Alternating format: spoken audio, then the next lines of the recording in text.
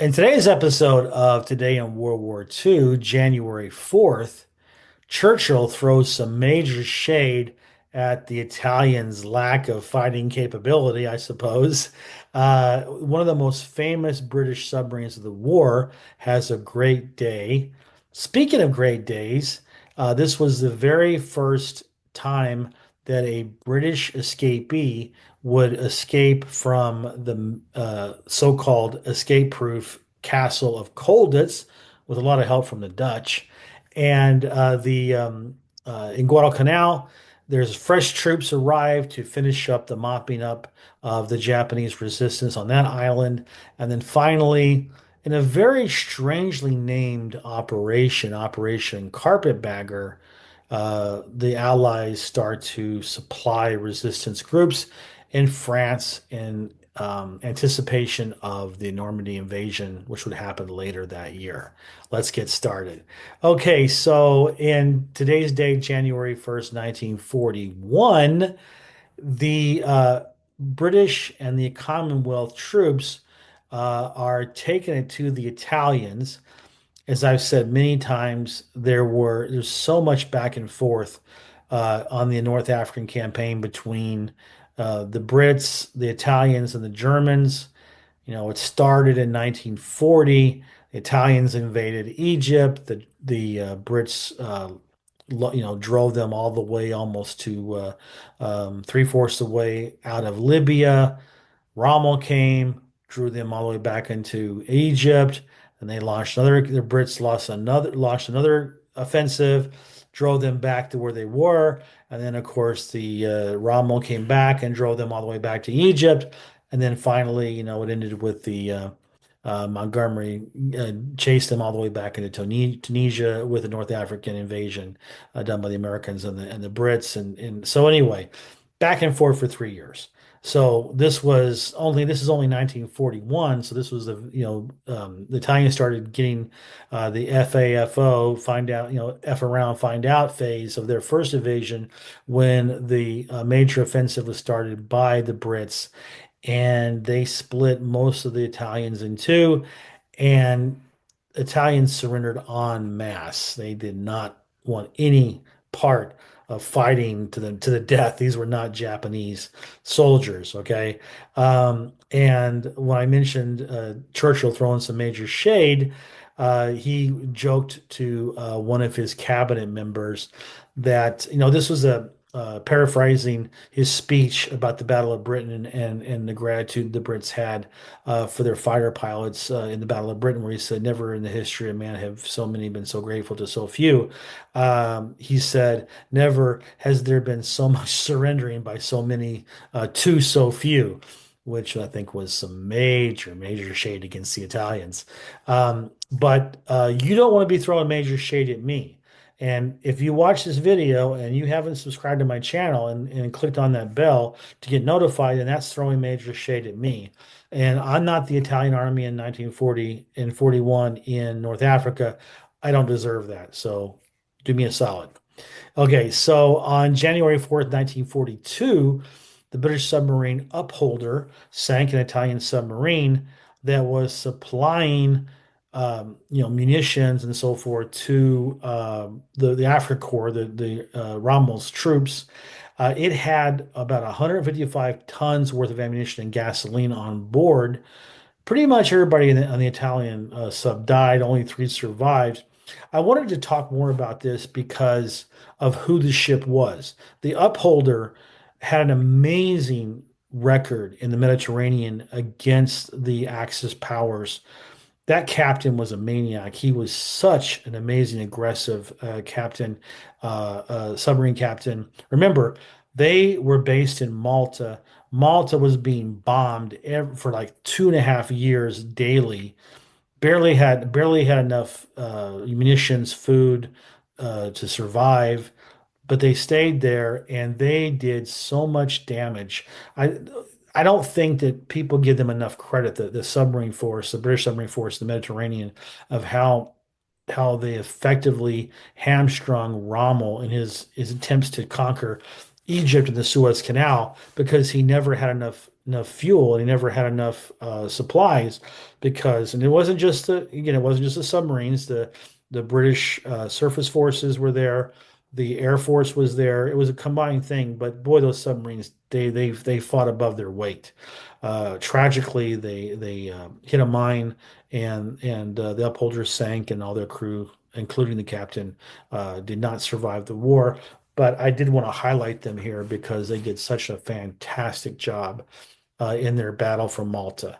On January 4th, 1942, something that really warms my heart. And you may not know, I've talked about this prodigiously in my previous videos, but I love me a good escape story. And the one prisoner of war camp in Germany that I loved most of all was Colditz, the Colditz Castle, which was supposedly escape proof. Well, it was an international camp, so you had Poles, you had French, you had the Brits, and of course inside the Brits you had Indians, you had English, you had Welsh, you had Aussies, yeah, and you had the Dutch. I mean, it was a cosmopolitan group there. They were all tightly packed into this castle. And it was crazy how smart they were and how ingenious their escape attempts were. But this was the first one that actually worked. This was a combination of two Dutch prisoners and two British prisoners. There was four of them. They were this was the first successful escape for the Brits, the first home run, as they called it. And Lieutenant Ari Neve had the honor of being the very first one to do that. They dressed up as German guards. The Dutch spoke fluent German, and so they were able to carry it off because, of course, the British didn't speak any language except English. Why would they? Just like the Americans, right? So anyway, they were the first ones to escape from Colditz. I have been to Colditz. I saw I toured it. It was amazing. If you ever have a chance to travel to Germany, by all means, it's between Dresden and Leipzig. You can stay either place.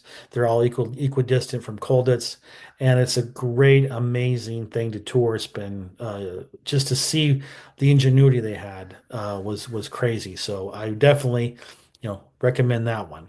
I also recommend that you like my channel. Let me like my video here. Just click on the thumbs up and leave a comment. Just please leave a comment because it means so much to me with the algorithm. I really do appreciate it. Okay, on January 4th, 1943, on Guadalcanal. Now, I believe that in a previous video I said that the 1st Marine Division, who had done the bulk of the fighting, who had invaded Guadalcanal back in August, and they had gone through hell to keep that Henderson Field, that airfield going, and they were getting bombarded by Japanese surface battleships and cruisers and destroyers, bombed by their air force, fighting malaria and all the other tropical diseases that Guadalcanal was an incubator for. They had been finally relieved, and now, the U.S. Army sent a division in. They sent the 6th Marine Division, excuse me, Regiment in, and this was for mop-up because the Japanese by this time were done, but they didn't surrender, and nobody knew if they were going to surrender. The common wisdom was that they would not surrender, but they evacuated later. The very little soldiers were left. I think they got 3,000 out. But anyway, the point is that this was, a changing of the guard, as it were. And boy, the 1st Marine Division did a hell of a job. If you want to, see a more dramatized version and history of them, watch the Pacific and HBO series that was done as a you know later addition to the World War II thing that Tom Hanks and Steve Spielberg did about the Band of Brothers. The Pacific, they had 2 episodes about Guadalcanal. It's really, really good. And then finally, on January 4th, 1944, the Allies started an operation with a very interesting name called Operation Carpetbagger. I don't know if it was an American that came up with that name. It sounds like the Brit did, because I don't know if the Carpetbagger has as much meaning to the Brits as it did to US, if you know history.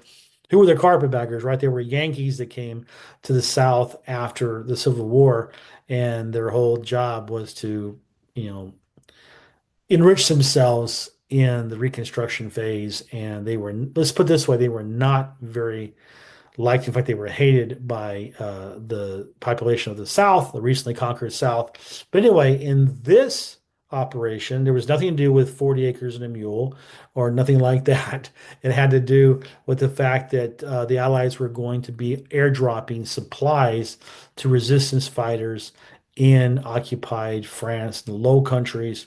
This was to be done to build up their supplies because when the invasion was going to happen in June of 44, later in the year, the resistance groups were going to were going to play a huge role in the success of the invasion by keeping the uh, German divisions, which were stupidly placed way too far back from the front, from the invasion landing beaches. In the meantime, there was plenty of opportunity for the resistance groups to just harass them and delay their progress to the beaches. And in one case, the German division, the armored division, was almost not even combat capable by the time they got to Normandy. So this was the very first stage of getting those resistance fighters to the point where they had the training, they had the supplies to be able to do that. So thank you very much for watching this video. I appreciate your support and your loyalty in watching this passion project that I have. So I look forward to seeing you here tomorrow.